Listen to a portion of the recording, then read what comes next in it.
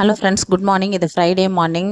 எல்லாருக்கும் new year எப்படி போச்சுன்னு சொல்லிட்டு சொல்லுங்கள். எங்களுக்கு எப்பவும் போல் சிம்பிளாக தான் போச்சு. நாங்கள் தமிழ் வருஷ பிறப்பு தான் நல்லா நிறைய ஸ்வீட்ஸு பலகாரம்லாம் செஞ்சு சாமி கும்பிடுவோம்.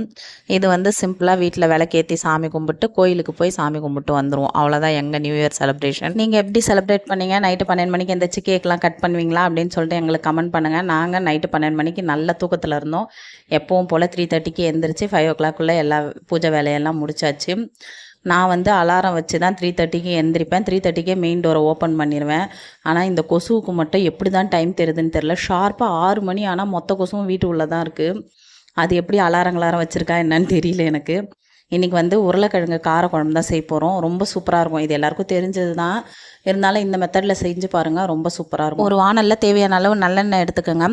20 சின்ன வெங்காயம் பொடியாக கட் பண்ணி வச்சுருக்கேன். கருவேப்பிலை, 2 பெரிய சைஸ் தக்காளி, 3 உருளைக்கிழங்கு, தேவையான அளவு உப்பு, ஒரு முழு பூண்டு உரிச்சு போட்டிருக்கேன். இது எல்லாத்தையும் சேர்த்து நல்லா வதக்கிட்டு அதுக்கப்புறம் 2 பெரிய லெமன் சைஸ் புளி வந்து ஊற வச்சுருக்கேன். ஏன்னா நான் நைட்டுக்கும் சேர்த்து செய்கிறேன். அதனால் அந்த புளி கரைசலையும் அதில் சேர்த்துட்டு 3 ஸ்பூன் வந்து மிளகாய்த்தூள் போட்டு நல்லா கலரி விட்டுட்டு நல்லா கொதித்து வரணும்.